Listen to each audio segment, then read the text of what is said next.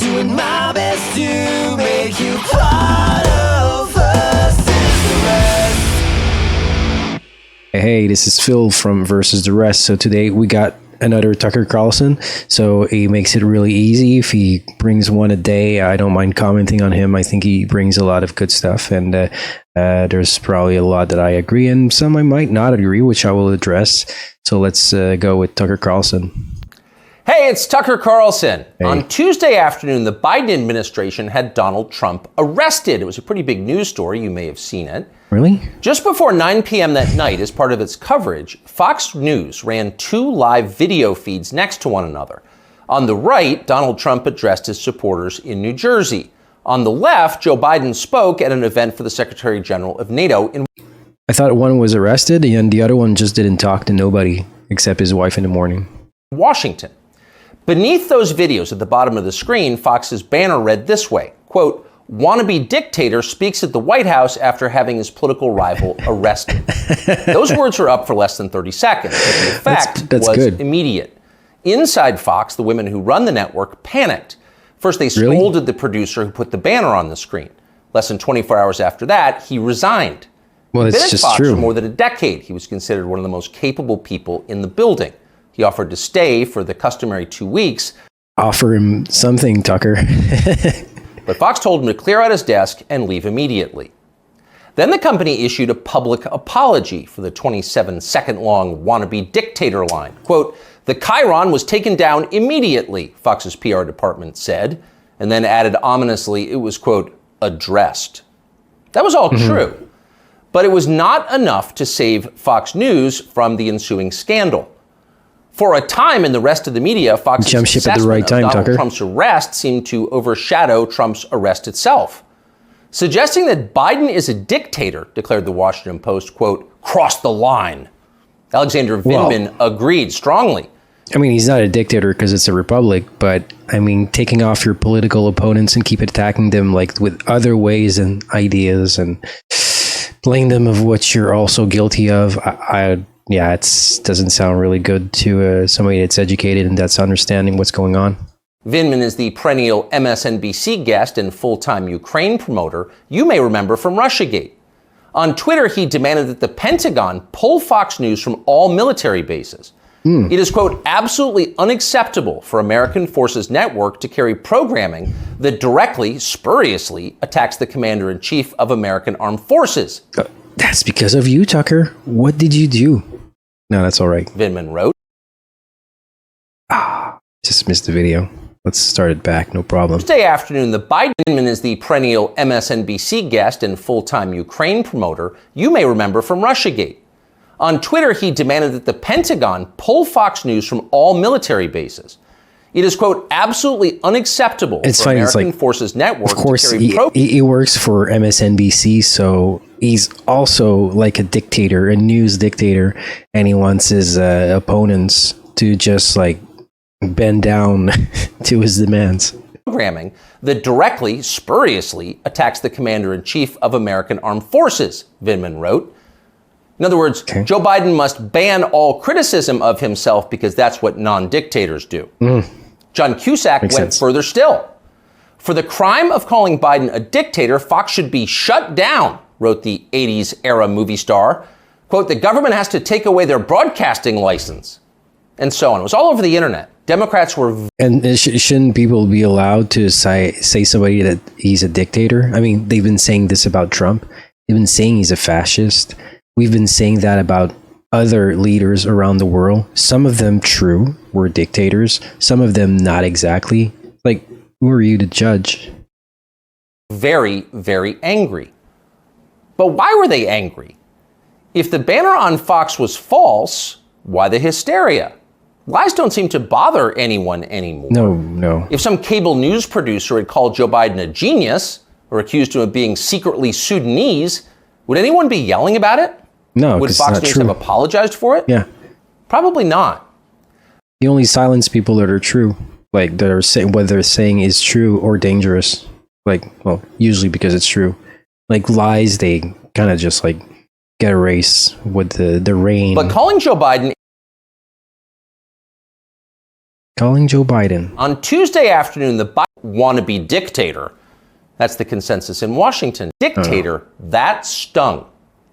So you've got to wonder, if you're being honest with yourself, is Joe Biden a wannabe dictator? That question came up yesterday at the White House briefing. Here's how it went. Last night, Fox News ran a chyron that referred to the president as a wannabe dictator, and I'm wondering if the White House has any comment on that. So look, there are probably about 787 million things that I can say about this that was wrong about what we saw last night, but I don't think I'm going to get into it. There's no comment on this. Can we just hear three? Oh, no comment necessary. Of course Joe Biden's not a wannabe dictator. No. Just because he's trying to put the other candidate in prison for the rest of his life for a crime he himself committed doesn't mean he has a totalitarian impulse. Come on, that's absurd. It's absurd. It takes a lot more than jailing your political guts. rivals to earn the title wannabe dictator.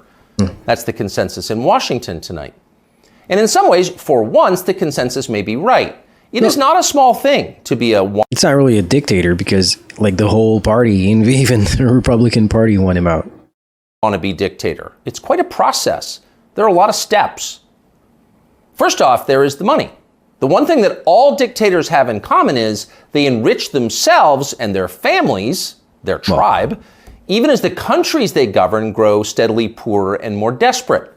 Well, even non-dictators, a lot of people, when they get up to the state, they either they campaign for their post-state like job, just to make sure that they keep the same level of life. They take kickbacks from businesses and from other dictators. They use the official functions of their government to funnel cash to themselves. They don't bother to hide the fruits of this.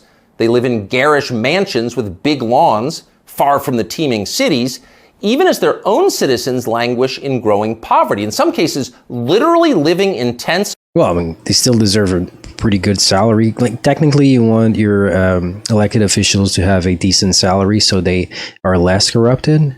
But I don't know, it kind of works like both ways. Like in the United States, people are allowed, I think they have like a company. Here, we're in Quebec, and there was this guy, actually the boss of a pretty big company. It's called Québécois.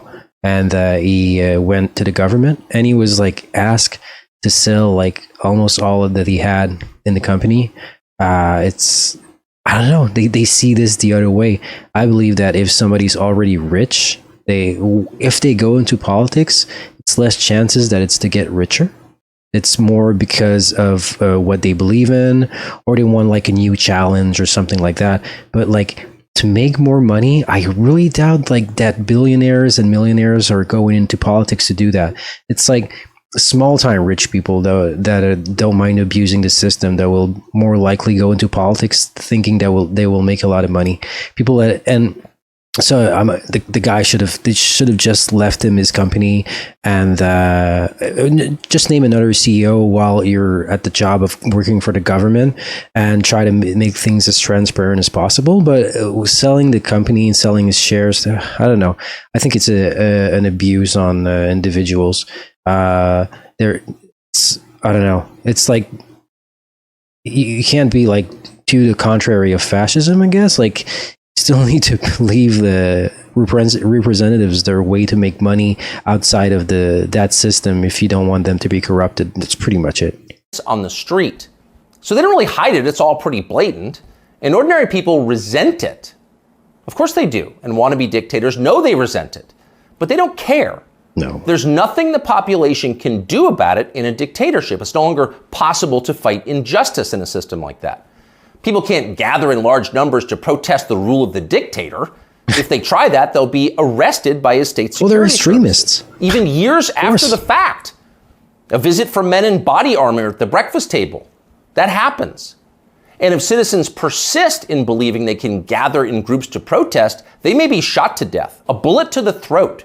And then, just to make the humiliation complete, to make the lesson gin clear to everyone else watching, their relatives can be arrested for daring to complain that their children were killed for complaining. That actually happens in some places. Ask Ashley Babbitt's mother. Here she is in handcuffs. Like in the United States? You murdered her inside the Capitol, now you're going to arrest her? Come out of there. 101, have a transport response. All right. Did they murder her son inside the Capitol? So don't be like Ashley. Complete to make the lesson gin clear to everyone else watching. Their relatives can be arrested for daring to complain that their children were killed. I like the way Tucker brings that. Like that actually happens. He says something absurd, and then it actually is true. Ashley Babbitt's mother. Here she is in handcuffs. Ashley Babbitt. You murdered her inside the Capitol. Now you're going to arrest her? Come out of there. 101. Wow. And I mean, people here listening to this show, they probably know that inside the Capitol, like, violence was at a minimum. Outside, yeah, but once people got inside, they seemed to be pretty, of course, talkative, but, like, it's really not many people. Most people were just, like, there as visitors almost. Oh, like, no damage or anything like that. Tuesday afternoon, the Biden, but they don't care. There's nothing the population can do about it in a dictatorship. It's no one else watching. Their relatives can be arrested. You murdered her inside the Capitol. Now you're going to arrest her? Come out of there. 101. Have a transport response.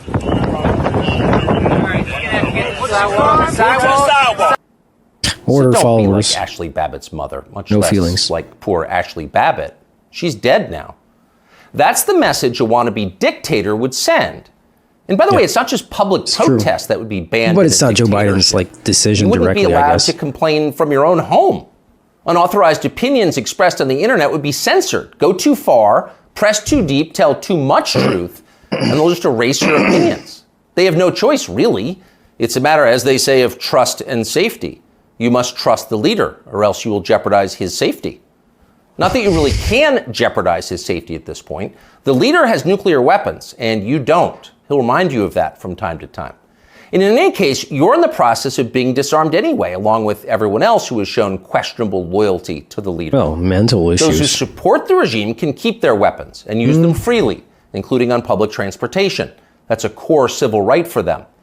But for those who dissent from the program, self-defense is an unaffordable privilege. Turn in your guns, Mr. and Mrs. Peaceful Opposition. Unless You're a danger to society. If you're a criminal, I guess. You are. Okay, but and in fact, the wannabe dictator does know who they are because he knows everything. Technology has made him all-seeing. Pretty much. A report in Wired magazine just this week revealed that the highly non-dictatorial Biden administration is busy tracking the phones of millions of Americans without their knowledge and without bothering to get a warrant.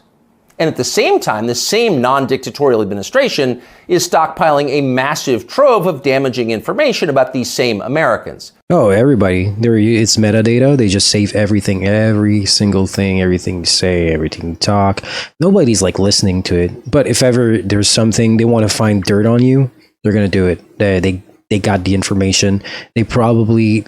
Like somebody that could check out all the information in like 2 days, they would probably know us better than we know ourselves at some point. To be used at some point, we are sure, for entirely noble purposes. So the administration now knows everything. Where you spend your days, who you talk to, what you think, your porn everything habits. with GPS. Not a big deal. Also, the administration already knows what you buy, of course, because they've leaned on the big banks to turn over your confidential credit card information. Not because anyone here is a wannabe dictator, to be clear, but just because. It's nice to have that information. Fight the New World Order, pay with cash. The Fox News PR department, a situation arises that needs to be, quote, addressed. It's all totally normal. It's not a dictatorship, okay? But in the end, the main reason you know Joe Biden is not a wannabe dictator is because he just does not fit the profile. That's because it's a republic. Dictators have that look. You know one when you see one. Dictators build cults of personality around themselves, and they use those cults to deny the glaringly obvious. In his later years, to name just one example, North Korean dictator Kim Il-sung developed an enormous baseball-sized tumor on the back of his neck. Ooh. It was huge. It was grotesque. It was right there. You couldn't ignore it. You couldn't possibly not see it. But in North Korea, state media did ignore it. They pretended it didn't exist. And so, in some important sense, it didn't. If a tumor grows on a neck, but no one acknowledges it, is it really there? Yes. Thankfully, nothing like that is happening in our country or ever will. If Joe Biden ever developed some profound physical or medical problem that was obvious to everybody, journalists would say something. This is not North Korea. We don't have state media here. It's like if he was Joe demented, Biden was, say, incapable of media completing would a say full sentence, or mistook his sister for his wife, or suddenly started falling down in public for no reason. He doesn't do that kind of thing. The New York Times would report on that. He's distinguished. And they'd get to the bottom of what was actually happening. That would be its duty in a free country like ours. It's not like they would cover it up. The very idea of a cover-up sounds like a conspiracy theory, a dangerous one, actually, so stop it. And by the way, if Joe Biden was a wannabe dictator, he'd have the family to match. All dictators do. Saddam Hussein had Uday and Qusay. They were princelings who lived above the law, indulging their most decadent fantasies with total... Yeah, I heard that people that were afraid of Saddam Hussein was taken away, that would be one of his sons, because they feared that they were worse than him. Full confidence. They would be never held to account by the police. No. As the sons of a dictator, they knew they could do exactly what they wanted. And well, sons of dictators, like even around the world, they go to other countries and they are above the law. Like somebody from Saudi Arabia would come to Canada. He could probably be above the law. I've heard some stories about like racing and things that they do that are illegal. Not that I heard anything about like drugs or sex or anything like that, but like just the way that they act, stuff that they do over there in their country, it's accepted because they are sons of dictators, so they pretty much are dictators. But here we need like to keep that as if they don't have the values to go visit another country. It's very strange. So that's what they did. There's no one like that around Joe Biden. It's actually unacceptable. He doesn't have weird sex scandals at the heart of his family that no one in the media will ever talk about. Nice pipe. He doesn't have a ne'er-do-well former nightclub-owning brother who's... Could you let him? He's just taking some CBD while smoking. It helps him relax. Yeah, the pipe looks kind of gunked as if it wasn't, but it is. It's other countries' CBD. Made a living for 30 years by being related to him. Not at all. That's dictator stuff. Joe Biden doesn't award ridiculous inflated titles to his relatives that the media are then required to take seriously. He doesn't call people a doctor who didn't go to medical school and then force you to nod along like it's real when everyone knows it isn't. Nicolae Ceausescu did that with his wife, Elena. Joe Biden would never do that. Nor does Joe Biden dress like a dictator. He doesn't do photo ops in mirrored sunglasses driving a sports car to convince you that he isn't frail and senile, but instead powerful, virile, and wise. That's just not his style. If Joe Biden was a dictator, he'd be wearing epaulets and carrying a tasseled riding crop. And he isn't yet, so calm down.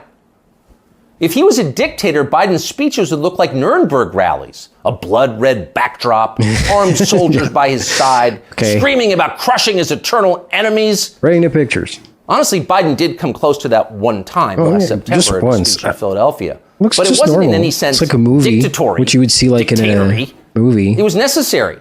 As MSNBC assured us at the time, quote, Biden aimed to showcase his faith in the military apparatus and its ability to back the democratic order. See, it was about democracy, not dictatorship. No cause for alarm. He is not a dictator. A dictator would stockpile ammunition for his own bureaucrats, including his tax collectors. He'd redefine the legal code to make disloyalty to the regime the most serious crime. He'd claim dominion over the most intimate parts of his citizens' lives. Good choice of words. He'd define what attitudes they were allowed to have about sex and religion and how to raise their families. He would even, in his final grandiose stage of... I think at a minimum, if the president of a country wants to give his ideas about how people should raise their children, I think it's a given, kind of. I mean, nobody should be forced, obviously, but like the president should be like kind of like the father of the country. And if he has a vision, I think it's okay if he shares it. So he's allowed to say that, I guess. We don't have to accept it or do it. Dictatorship claim ownership of their children. And Joe Biden wouldn't do that. And to prove he would never do that, Biden just this week released this video. These are our kids. These are our neighbors. Not somebody else's kids. They're all our kids. And our children are the kite strings that hold our national ambitions aloft. It matters a great deal how we treat everyone in this country. I mean, it's kind of true, but it's not. I said that like presidents should kind of say what they want and what they about, like if they have ideas how to raise children. But yeah, I don't know. I think maybe it's looking just too much into it. Let's see again what he said. These are our kids. These are our neighbors. Not somebody else's kids. They're all our kids. Well, yeah, not somebody else's kids. I think that's the part that's pushing too far. It's like they are everybody's kids. They are mostly the parents' kids, but everybody has an impact on their well-being, which is true. He brought this in a bad way, and it's missing tact. It's not a good way of saying it. I don't know who wrote his teleprompter that day, but it doesn't sound good. I don't know. And our children are the kite strings that hold our national ambitions aloft. It matters a great deal how we treat everyone in this country. He's right. LGBTQ Americans, especially children, you're loved. LGBTQ Americans, especially your children? Is that what he said? LGBTQ Americans, especially children. LG. Why their children? Why would they matter more because they're LGBTQ? They probably won't procreate. Why do you want like these children? I don't know. It's like if you think on the long run, the less important people are like people that won't have kids. I mean, not in the sense of their lives directly, because I mean, it would be judging too fast. Maybe these people are going to do something amazing, even if they don't have kids. But I don't know. It's like if you add up all the chances, I think people that are going to have children are going to have a more long-lasting impact on society and its culture. So, no, I kind of disagree on that. LGBT kids should have something more than other ones. Totally You're loved, disagree. You're heard, and this administration has your back. Oh. See? Joe Biden isn't saying your children belong to him like a... I don't know, politics should not go into these types of cultures. Especially that, like, it's not as if LGBT people are really that discriminalized in person. I mean, it can happen.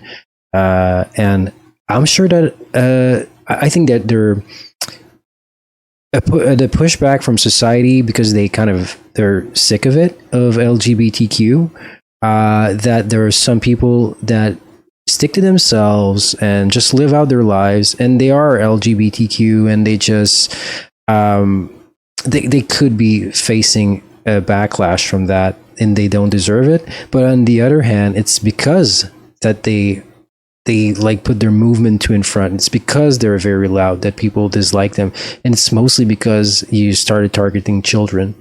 And so I'm sure there's even people, especially in the lesbian gay community, that is not okay with sexualizing children.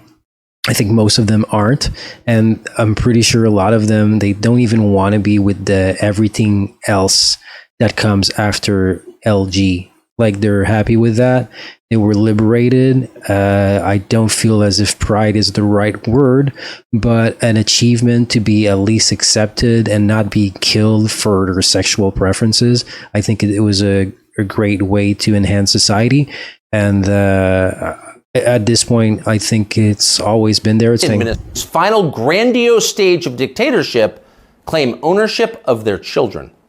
And Joe Biden wouldn't do that. And to prove... And this administration... Oh, no, he said not all children. See? He said just the LGBTQ. And so the other children, they just leave them to their parents, and those ones go to the state. Joe Biden isn't saying your should. children belong to him like a dictator would. He's saying something very different from that. He's saying America's children are, quote, our children. Not his alone, ours. You share your children with Joe Biden evenly, right down the middle, with alternating weekends. You've got joint custody with Joe Biden, and you can thank heaven. I don't know if I want my kids to be with Joe Biden. The nation is like a family. Every family has a head, a father. That's Joe Biden, our nation's father. He should be. And this, ladies and gentlemen, is now his fatherland. Just don't call it a dictatorship, or we'll have to issue a statement disavowing you.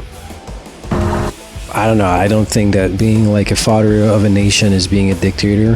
I think the aura of the leader of a country should kind of give this type of feeling that he is the father of the country. and that what counts the most to his eyes is his own children, his own family. Of course, that's not what we're getting from most politicians today.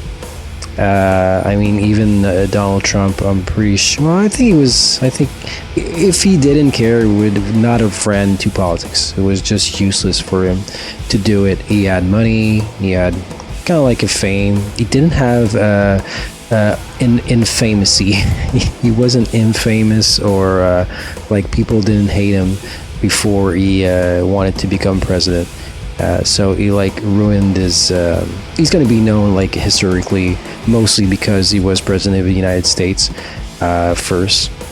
Second, for his so-called scandals, and like really further on that, oh, he was an actor, kind of like Ronald Reagan. It's like everybody remembers Ronald Reagan as like a leader, as the president of the United States, but they don't all know that he was an actor. Well, like most people do know, but like in 50 years now, I mean, the fact that he was an actor is not really going to count. Kind of like the fact that Donald Trump was at the WWF or WWE, depending on what years he was there. I'm not sure if that's going to last as long. So, good show again from Tucker Carlson, always bringing up some important information. He's right. It's just that I like to play devil's advocate, I guess. I would not like to represent Joe Biden. Or pretty much anybody that's going into politics. I don't trust any of them. I'm pretty sure like almost all of them are crooks. If they're not crooks, they don't have power. So that's pretty much it. So see you next time.